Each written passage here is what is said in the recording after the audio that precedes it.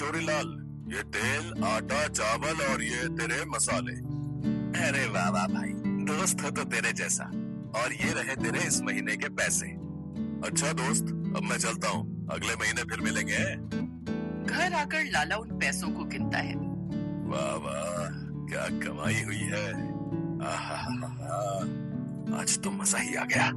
चलो बच्चों, आज मैं तुम्हें फिल्म दिखाने ले चलता हूँ। चलो चलो। सच पापा, हम अभी तैयार होकर आते हैं। ये फिर तो बहुत मजा आएगा। लगता है जी आजकल काम अच्छा चल रहा है। हाँ भाग्यवान, ऐसा ही समझ लो बस। अच्छा आप चलो, देर मत करो, जल्दी से तैयार हो जाओ भाई। ये है जीरकपुर में रहने वाला लाला मदन लाल गुप्ता, जिसकी राशन की दुकान थी। शहर से हर महीने सरकार की तरफ से उसकी दुकान पर ट्रक भरकर गांव वालों के लिए राशन आता था। सभी गांव वाले उसकी दुकान से राशन लेने आते थे।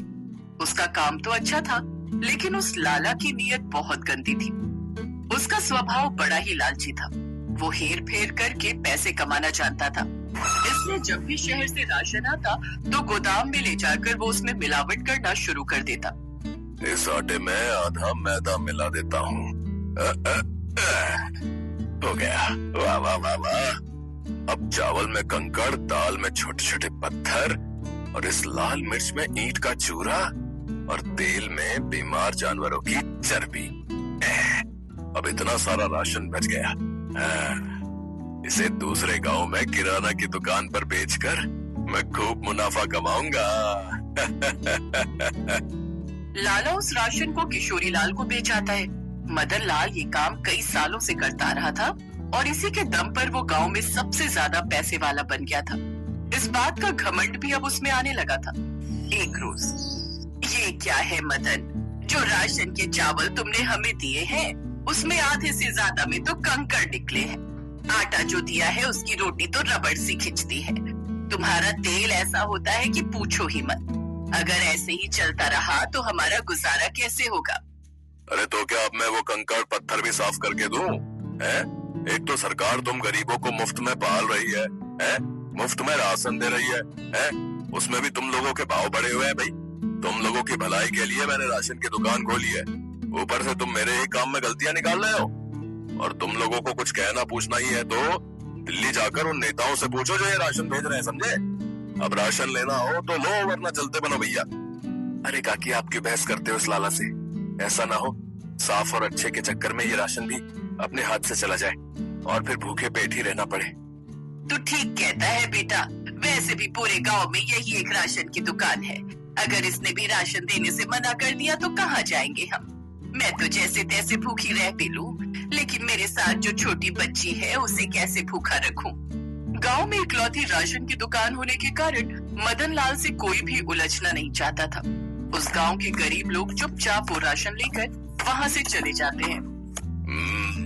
आए थे बड़ा मुझसे पंगा लेने वाले। शाम को लाला अपनी दुकान बढ़ाकर घर चला जाता है। जी आ गए आप नहाकर पूजा पाठ कर लीजिए, मैं तब तक खाना लगा देती हूँ। कुछ देर बाद मदन लाल अपने परिवार के साथ खाना खाने बैठता है। क्या स्वाद है इन चावलों में ममता। जी वही बासमती चावल है जो हम पिछले महीने शहर के मॉल से लाए थे। वैसे राशन भी अब खत्म होने वाला है। हाँ तो कोई बात नहीं, कल ही मैं शहर जा रहा हूँ, आते वक्त लेता आऊंगा। बाबा, हम भी आपके साथ शहर जाएंगे, इसी बहाने थोड़ा घुमाएंगे। ठीक है बच्चों, हम कल ही शहर चलेंगे राशन लेने, ठीक है? तब तुम अपनी पसंद का सामान भी ले लेना। ये पापा, आप बहुत अच्छे हो। अगले दिन लाला अपनी पत्नी और बच्चों के साथ शहर में एक बड़े स्टोर में पहुंच जाता है, जहां से वो 2 महीने का राशन एक साथ ले आता है। पापा, मुझे ये बड़ी वाली चॉकलेट और मैगी के पैकेट लेने हैं। और पापा, मुझे चिप्स और कोल्ड ड्रिंक। हाँ बच्चों, तुम्हें जो चाहिए ले लो। सुनिए जी, जब अपने पास वाले गांव में ही किराने की इतनी बड़ी दुकान है तो फिर हमें शहर इतनी दूर राशन लेने क्यों आना पड़ता है? यहाँ आकर बच्चे भी ढेर सारी बेकार की चीजें खाने के लिए ले लेते हैं। अरे ना जाने वो लोग कैसा राशन देते हैं, कहीं किसी की सेहत खराब हो गई तो। और वैसे भी जब हमारे पास अच्छे खासे पैसे हैं तो फिर हम क्यों वो घटिया राशन खाएं? अब तुम आराम से इस एसी वाले मॉल में शॉपिंग करो। हाँ और ये घटिया सोच छोड़ दो। हाँ चलो अब सामान लेने पर ध्यान दो, फिर आज यहीं शहर के रेस्टोरेंट में ही खाना खाकर वापस जाएंगे भाई। हाँ ठीक कहते हो जी, मैं भी थक जाऊंगी तो मुझसे भी जाकर खाना नहीं बनेगा। मदन लाल राशन खरीदने के बाद अपने परिवार के साथ रेस्टोरेंट में जाता है जहाँ तरह तरह के व्यंजन वो ऑर्डर करते हैं। उधर गांव में कमला काकी मुफ्त में मिले हुए राशन से खाना बनाती है। अनु बेटी कहाँ है? बहुत देर हो गई खेलते हुए, चल अब आजा, खाना बन गया है। दादी माँ 2 मिनट, बस अभी आया। तभी वहाँ से एक आइसक्रीम वाला गुजरता है। आइसक्रीम ले लीजिए, आइसक्रीम। अरे वाह, आइसक्रीम वाला। दादी माँ मुझे आइसक्रीम खानी है, लेकिन मेरे पास इतने पैसे नहीं है बेटी कि मैं तुम्हें आइसक्रीम दिलवा सकूं। तू छोटी सी थी जब तेरे माँ बाप एक हादसे का शिकार हो गए और तुझे मेरी गोद में डालकर इस दुनिया से चले गए। इस बुढ़िया के पास दौलत के नाम पर कुछ नहीं है मेरी बच्ची, सिवाय तेरे। बड़ी मुश्किल से राशन मिलता है सरकार से, उसी से तेरा और अपना पेट भर पा रही हूँ। अनु उदास सा मुंह बनाकर अपनी झोपड़ी के बाहर बैठ जाती है और जब तक वो आइसक्रीम वाला वहाँ से चला नहीं जाता वो उसे निहारती रहती है। फिर चुपचाप अंदर चली जाती है और बेमन से वो चावल और दाल खाने बैठती है। जी ये क्या दादी माँ, इसमें तो चावल कम और कंकड़ ज्यादा है और दाल भी पत्थर जैसी लग रही है। अब जो है खा ले बेटी। जैसे तैसे वो खाना खाती है, लेकिन अगली सुबह उसके पेट में काफी दर्द उठता है। दादी माँ, क्या हुआ मेरी बच्ची? दादी माँ बहुत दर्द हो रहे पेट में। दादी माँ तू रो मत मेरी बच्ची, मैं अभी तुझे डॉक्टर के पास ले चलती हूँ। कमला उसे सरकारी अस्पताल लेकर जाती है, लेकिन वहाँ तो पहले ही काफी ज्यादा लोगों की भीड़ थी, क्योंकि लाला के दिए हुए राशन से गांव में किसी न किसी को कोई न कोई परेशानी होती ही रहती। हे भगवान, यहाँ नंबर आते आते तो शाम हो जाएगी। नहीं, मुझे इसे अभी उस शर्मा की प्राइवेट क्लिनिक पर ले जाना होगा। कमला काकी अनु को बबलू की बैलगाड़ी में बिठाकर डॉक्टर अनिल के क्लिनिक पहुँचती है। देखिए अम्मा जी, मैं तभी इलाज कर पाऊंगा जब आप फीस भर पाएंगी, नहीं तो उसे यहाँ से ले जाइए। ऐसा मत कीजिए डॉक्टर साहब, इसके सिवा मेरा कोई नहीं है। अच्छा, मेरे पास ये चांदी की माला है, आप इसे रख लीजिए। वो माला मिलने के बाद डॉक्टर उसका इलाज करता है। देखिए पेट में थोड़ा इन्फेक्शन हो गया था, आप ये दवाइयाँ ऐसे दे दीजिए, कल सुबह तक ये ठीक हो जाएगी। ठीक है? बहुत बहुत शुक्रिया डॉक्टर साहब। कमला काकी के वहाँ से जाने के बाद मदन लाल डॉक्टर के पास आता है। क्यों, काम कैसा चल रहा है डॉक्टर साहब? सुना है आजकल खूब नोट छाप रहे हो। बस आपकी मेहरबानी से ये लीजिए आपका कमीशन। दरअसल ये सब मदन लाल के उस मिलावटी राशन का ही कमाल था कि सभी लोग बीमार पड़ रहे थे और डॉक्टर की खूब कमाई हो रही थी, जिसमें से कुछ पैसे लाला भी लेता था। ऐसे ही समय बीता। एक रोज, अरे तेल तो घर पर खत्म हो गया और शहर राशन लेने हमने कल जाना है, ये भी दुकान चले गए। अब मैं नेहा के लिए पास्ता कैसे बनाऊं? इसलिए राजू से कहकर पास वाली किशोरी लाल की दुकान से ही मंगवा लेती हूँ। ममता ने अपने नौकर राजू से कहकर वो तेल मंगवा लिया और उसमें नेहा के लिए पास्ता बनाकर उसको दे दिया। पास्ता खाने के कुछ देर बाद ही नेहा को खून की उल्टियां होने लगी। नेहा मेरी बच्ची, ये क्या हुआ तुझे? ममता जल्दी से उसे डॉक्टर के पास ले गई, लेकिन डॉक्टर उस समय क्लिनिक पर नहीं था और जब तक वो आया तब तक नेहा की मौत हो चुकी थी। फूड पॉइजनिंग होने के कारण इसकी डेथ हो गई। फिर लाला को जब सारी बात पता चली तो वो अपने किए पर बहुत रोया। मेरी करने की सजा मेरी ही बच्ची को मिल गई। लाला ने सभी गांव वालों के सामने सारी बात बताई, फिर हाथ जोड़कर उसने सबसे माफी मांगी। अब उसने राशन में हेरा फेरी करना बंद कर दिया। आखिरकार उसे इस बात की इतनी बड़ी कीमत जो चुकानी पड़ी थी। पायल और अनुष्का दोनों बहनें थी। उनका जन्म एक गरीब परिवार में हुआ था। पायल जहाँ सांवले रंग की थी तो वहीं अनुष्का दिखने में बेहद ही खूबसूरत थी। दोनों बहनें जवान हुई।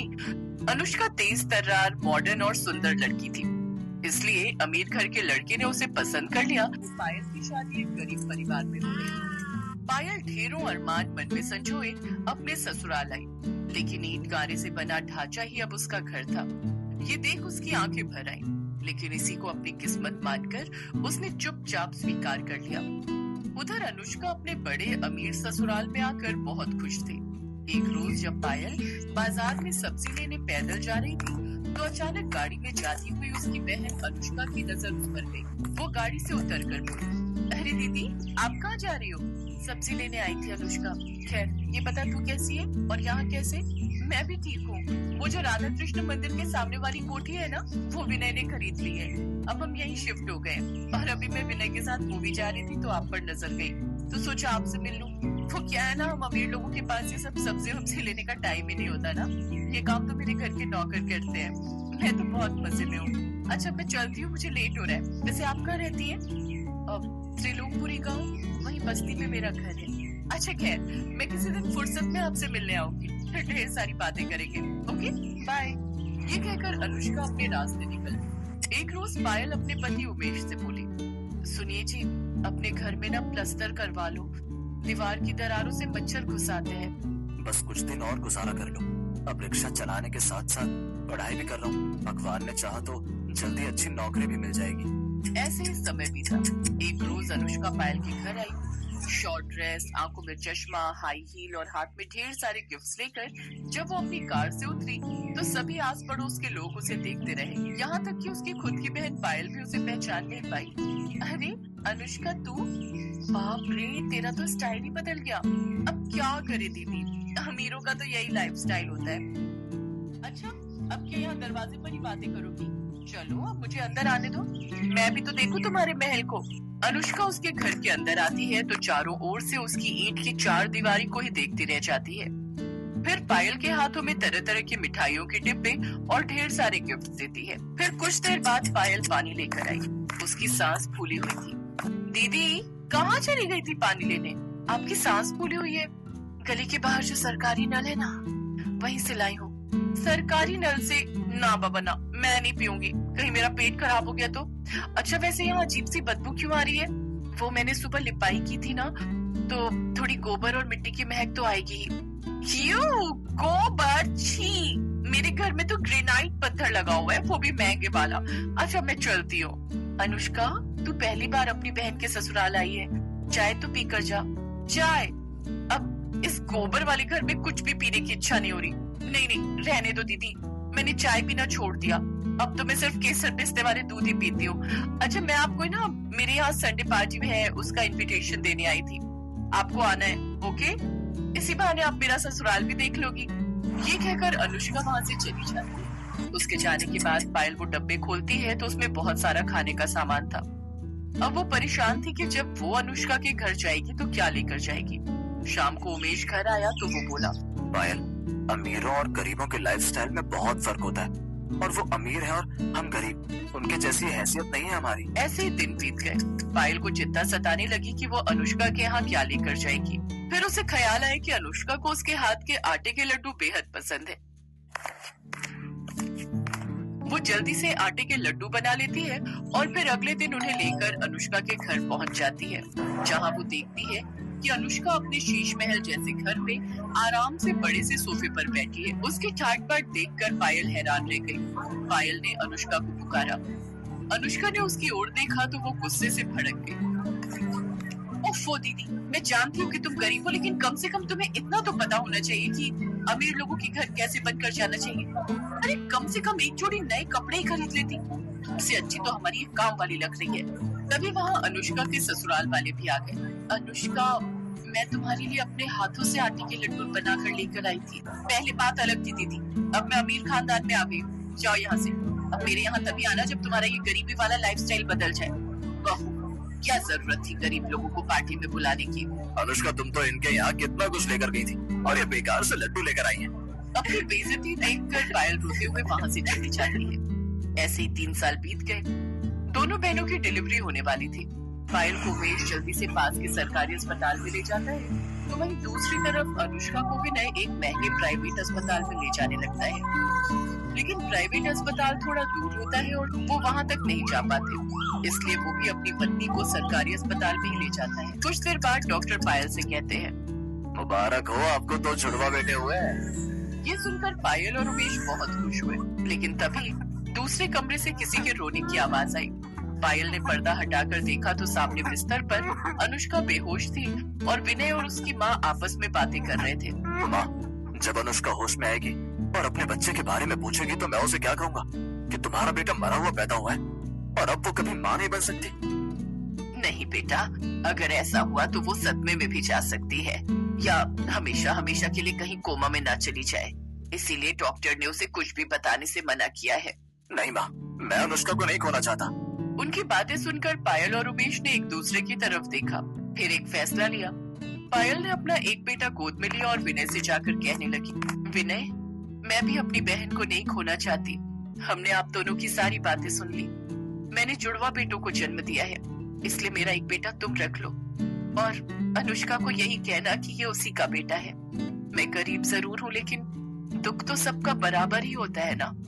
मेरे बेटे की परवरिश करते समय उसे गरीब और अमीर दोनों के बारे में बताना, ताकि वो गरीबों का दुख भी समझ सके। अनुष्का होश में आ चुकी थी, उसने उनकी सारी बातें सुन ली थी। वो हाथ जोड़कर पायल के सामने रोते हुए कहने लगी, मुझे माफ कर दो दीदी, मैंने आपको कितना भला बुरा कहा। शायद उसी की सजा मुझे मिली है जो भगवान ने मेरा बच्चा छीन लिया, साथ ही हमेशा के लिए मां बनने के सुख से भी वंचित कर दिया। दीदी, आपके बेटे को अपना बेटा समझकर पालूंगी, शायद इससे मेरे सारे पाप धुल जाए। मेरा नहीं बहन, तेरा बेटा, आज से ये तेरा बेटा है। दोनों बहनें रोते हुए एक दूसरे के गले लग गई। आज माँ की ममता ने अमीरी गरीबी के सारे फासले मिटा दिए।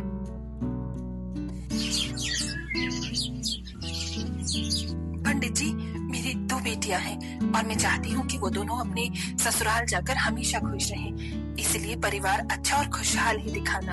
हाँ हाँ, आप चिंता मत करो, मैं आपको परिवार अच्छा ही दिखाऊंगा जहाँ आपकी दोनों बेटियाँ खुश रहेंगी। ये कुछ लड़कों की फोटो है, इन्हें देख लो। लड़के की फोटोज तो अच्छी है, मुझे ये दोनों लड़के अच्छे लगे। आप इनसे मेरी बेटियों का रिश्ता कर दीजिए। ठीक है बहन जी, आपने बहुत अच्छे लड़के ढूंढे हैं। तभी वहाँ पर सरिता की दोनों बेटियां आ जाती हैं। क्या बात है माँ, आज आप पंडित के साथ क्या बातें कर रही हो? मुझे तो कुछ गड़बड़ लग रही है। गड़बड़ कुछ नहीं है, मैंने तुम दोनों के लिए रिश्ते देखे हैं, अब मैं तुम दोनों की शादी कर दूंगी। अरे अरे माँ, आपने हमारे लिए लड़के ढूंढ लिए और आपने हमें बताया भी नहीं। इसमें बताने जैसी क्या बात थी? तुम मेरी बेटियां हो और तुम्हारा अच्छा बुरा सोचना मेरा ही फर्ज है। लेकिन माँ, मैं तो किसी और से प्यार करती हूँ। ये सुनते ही सरिता हैरान हो जाती है। ये क्या बोल रही हो तुम? किसी और से प्यार करती हो? कौन है वो लड़का? माँ, उसका नाम कुणाल है, हमारे कॉलेज के प्रोफेसर का बेटा है। वो लोग बहुत अमीर हैं, हम दोनों एक दूसरे से प्यार करते हैं और शादी भी करना चाहते हैं। लेकिन बेटी, हम लोग तो गरीब हैं, वो लोग हमसे रिश्ता क्यों जोड़ेंगे? अरे माँ, क्यों परेशान हो रही हो? कुणाल ने अपने घर में सभी से बात कर ली है, सब लोग हमारी शादी से खुश हैं, बस आप हाँ कर दो। अरे, अब मेरी बेटी इतनी अमीर घर में जा रही है तो मैं मना कैसे कर सकती हूँ? मेरी तरफ से भी शादी के लिए हाँ है। मेघा बेटी, अगर तुम्हारी जिंदगी में भी कोई लड़का है तो मुझे बता देना। नहीं माँ, मेरी जिंदगी में कोई लड़का नहीं है, आप जहाँ मेरी शादी कराओगे मैं कर लूंगी। इस तरह सरिता बहुत खुश होती है। वो अपनी छोटी बेटी की शादी बहुत अमीर घर में करती है और वहीं बड़ी बेटी की शादी एक नॉर्मल से परिवार में होती है, जहाँ मेघा का पति विपिन एक प्राइवेट नौकरी कर रहा होता है। शादी के बाद दोनों बहनें अपनी अपनी जिंदगी में खुशी से रह रही होती हैं। देखो, तुम दोनों की शादी हो गई है और बहुत दिन हो गए हैं तुम दोनों से मिले हुए। एक तो इतनी अमीर है कि उसकी अपनी अमीर पार्टियों से फुर्सत ही नहीं मिलती उसे, और मेरी मेघा तो घर परिवार से फ्री नहीं हो पाती। लेकिन अब बहुत हुआ, मुझे तुम दोनों के साथ मिलना है। ठीक है माँ, आप जैसा कहोगे वैसा ही होगा। मैं और विशाखा हम दोनों आपसे मिलने घर पर आएंगे। वैसे मेरी तो फ्रेंड की बर्थडे पार्टी थी माँ, लेकिन आपके अलावा कोई भी इम्पोर्टेंट नहीं है, सिर्फ आप इम्पोर्टेंट हो। मैं जरूर आऊंगी। इस तरह दोनों बहनें अपनी माँ से मिलने उनके घर आती हैं, जहाँ अमीर बहन अपनी माँ के लिए बहुत सारे तोहफे लेकर आती है। माँ, ये देखो मैं आपके लिए क्या लेकर आई हूँ। इतने सारे तोहफे हैं कि आप इस्तेमाल करते करते थक जाओगी। ये नई नई छाती है और ये आपके लिए कॉटन के सूट। बरसात का मौसम होने वाला है, इसीलिए मैं आपके लिए रेनकोट भी लेकर आई हूँ। अब आपको बाहर जाने में दिक्कत नहीं होगी। अरे मेरी छोटी बेटी कितनी प्यारी है, मेरे लिए कितना कुछ लेकर आई है। अरे मेघा दीदी, आप माँ के लिए कुछ नहीं लेकर आई हो? नहीं, दरअसल मैं माँ के लिए अपने हाथों से बने लड्डू लेकर आई हूँ। ये लो माँ, आपके लिए। बस यही लेकर आई हो और कुछ भी नहीं लेकर आई? अरे इतना ही काफी है, ये बहुत स्वादिष्ट लग रहे हैं। तुमने खुद बनाए हैं? हाँ माँ, मैंने खुद बनाए हैं। ये सुनकर सरिता मेघा को गले से लगा लेती है। अपनी माँ से मिलने के बाद दोनों बहनें वापस अपने ससुराल लौट जाती हैं, जहाँ अमीर वाली की जिंदगी तो बहुत खुशहाली से बीत रही थी, लेकिन वहाँ मेघा की जिंदगी में उतार चढ़ाव होते ही रहते हैं। विपिन जो प्राइवेट नौकरी कर रहा था, उसकी वहाँ से नौकरी भी छूट जाती है। इसके बाद वो कभी कभी मजदूरी करके घर चलाना शुरू कर देता है। ऐसे ही देखते देखते कुछ साल बीत जाते हैं और इन सालों में गरीब बहन को एक बेटी होती है और अमीर बहन को एक बेटा, जो अब 8 साल की हो चुके थे।